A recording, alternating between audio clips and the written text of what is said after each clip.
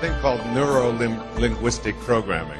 And NLP is nothing more than finding, with depressed patients, what we have found with people who are severely depressed and who've been on Prozac and so on, what we do is we take them off the Prozac and they measure the brain and the chemistry of the brain, and then they will ask the person to no longer identify with an event in their life that is causing them to be depressed, but instead to step outside of their body, to become the observer to it, and instead of saying, okay, here's another thing that's causing me to be depressed, you say, you put your attention on something else. And the thing you put your attention on is, there goes my brain again misfiring. It is doing something that it has been trained to do, and you're the observer, you're just watching it. And when people then are trained to put their attention on any moment in their life that they were happy, that they were fulfilled, that they were, as you mentioned, that they were in love, that the chemist, then they measure the chemistry through an MRI. They measure the chemistry of their brain, and their brain has changed exactly the same way that taking one of these pills does, except there's no side effects.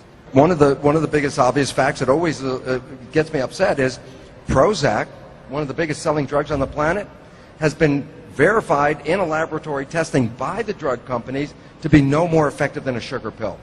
And yet it's billions of dollars in this, and that's because people believe in Prozac. But that's called the placebo effect. And yet the side effects from Prozac are disastrous. Your own brain is your best pharmacy. Everything in your head will fix everything in your body. And that's all we really need to know, but we need to re-educate ourselves to access that. So the fate of the cell was controlled not by the genes, the fate of the cell was controlled by the environment. We see ourselves as single individual entities. This is a misperception. You are not a single entity, you are a community, because the living things are called cells, and you are made up of about 50 trillion cells, so your body is a community. And why that's relevant is when I would work in my cell cultures and I'd take my culture dish and put it into a bad environment, the cells will physically get sick, you can see that, they'd stop growing, they'd start dying, and then I take that culture dish, same dish, move it out of that bad environment, put it into a good environment, the cells would immediately recover, start growing and reproducing and flourishing. Why is that important? Because think about this as who you are. You are skin-covered petri dishes. You have 50 trillion cells in your petri dish under your skin. You take your petri dish and put it in this negative environment, I can assure you, I already know what's going to happen. You're going to cause those cells to get sick. Not that the cells are organically sick, they're just complementing what the environment is. And the relevance, take your skin-covered petri dish, move it into a better environment, and the cells will immediately get well.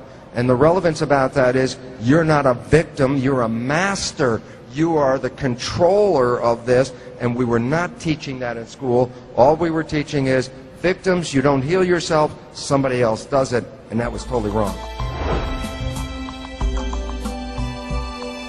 Bruce, you were saying you change your thinking, and that is what erases essentially the disease. But how do you tell your cells from your mind, go do it now, please? I mean, is it that simple? Well, it's simple, and then there's a little mystery. So let's clear the mystery up. There's two parts to the mind. There's the conscious part and the subconscious part. And they're profoundly different pieces. They're not the same thing. The conscious part has your source, your spiritual connection to it. It's your thinking mind.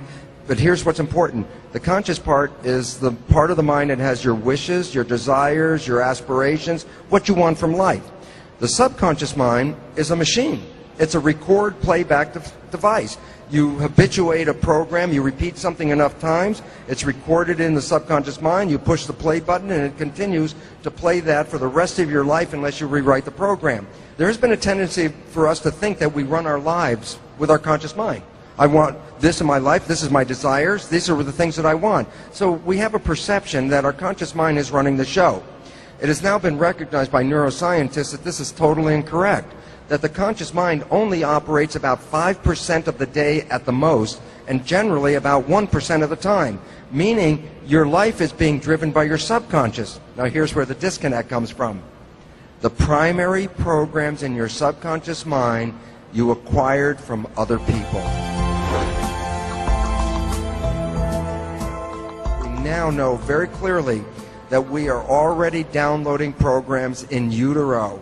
When we are in a fetal stage, we're already downloading behaviors that we're acquiring from our parents. And when you're born, it's already been determined about half your personality is already established at the time of birth. Things that we have no cognizance of, no awareness of, because they were so early in our lives, are things that are programming our lives on a day-by-day basis, which means there's a tendency to disempower us, and that's what the programs in the subconscious are. You've heard parents talk to kids like, who do you think you are? You don't deserve this. You're not smart enough. You're a sickly child. And here's the simple point. If you're under 6 years of age and you hear these proclamations, they go straight down into the subconscious mind and they're programmed there.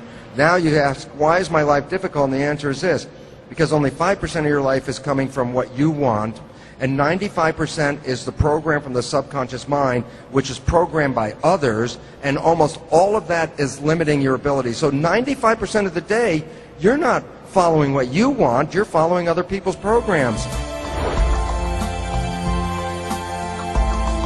I'm not talking about a terminal illness here. I'm talking about how can I make myself feel better in the next 30 minutes while I sit down to work out this writing deadline and so on.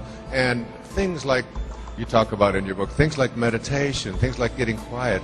But even more than that, and we talked about this at the break, it's like, what kind of energy field do you find yourself in? So this isn't just like good stuff to read about and to write about. This is something that you can really go inside. Whoever you are listening, whatever your life situation is, you have to make decisions. I don't go for physicals. I don't want anybody looking at me and telling me this, this test is up, this one is down, this is an indication. You got a 17% of living another 3 years. You got an 18%. I don't want to hear anything like that. I figure that the less I know about what is wrong, and the more I believe about what I have the power to do something about, isn't that changing your perception? Isn't that entering into that subconscious world and putting your attention on something that you want rather than on something you don't want? Albert Einstein once said that the most important decision you'll ever make is to decide once and for all whether you live in a universe that is supportive, that supports you and is friendly, or whether you live in a universe that is hostile and is non-supportive.